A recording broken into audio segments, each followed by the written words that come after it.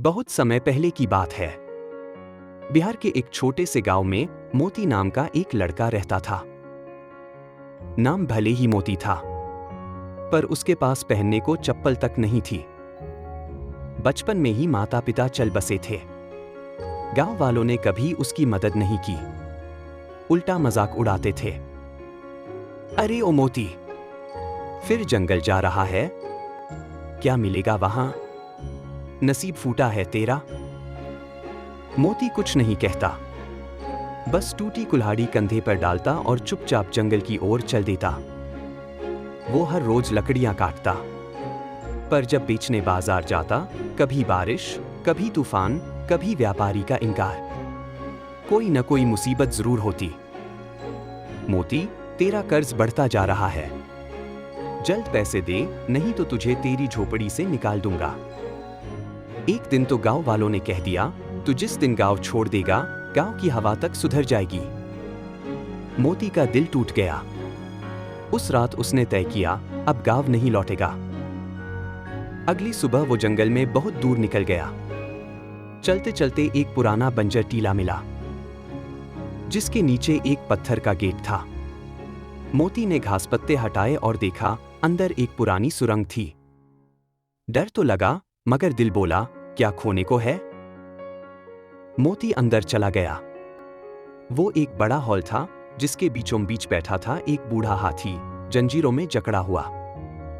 मोती घबरा गया, मगर हाथी की आंखों में दर्द था, क्रोध नहीं।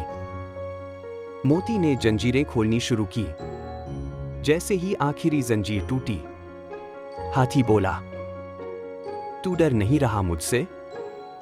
आप बोल सकते हैं, मैं इस जंगल का रक्षक हूं। कई सालों से एक लोभी तांत्रिक ने मुझे कैद कर रखा था। तेरा निडर और सच्चा दिल मुझे आजाद कर गया। बोल, क्या चाहता है? बस रोटी चाहिए, और इज्जत, और अपनी झोपड़ी वापस। तेरी झोपड़ी तो लौटेगी ही, पर तू अब इस जंगल का हिस्सा है। चल, मैं तुझे कुछ दिखाता हूं। हाथी उसे गुफा के और अंदर ले गया। वहां थे सोने के पेड़, जड़ी बूटियों के खेत और चंदन के वृक्ष। यह सब तेरा है, लेकिन एक शर्त पर, तू इसे बेचेगा, पर कभी लालच नहीं करेगा और कभी झूठ नहीं बोलेगा। मोती की आंखें भर आईं। अब हर दिन मोती वहां से औषधीय लकड़ियां, चंदन और जड़ी बूटियां लाता और शहर के बड़े व्यापारी उसे अच्छे दामों में खरीदते। धीरे धीरे मोती ने सेठ का कर्ज चुका दिया। गांव वाले हैरान थे, अरे वो मोती तो अमीर बन गया है।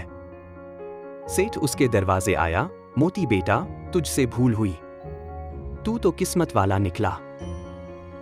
मेहनत करने वालों की किस्मत सोने जैसी होती है, बस वक्त पर चमकती है।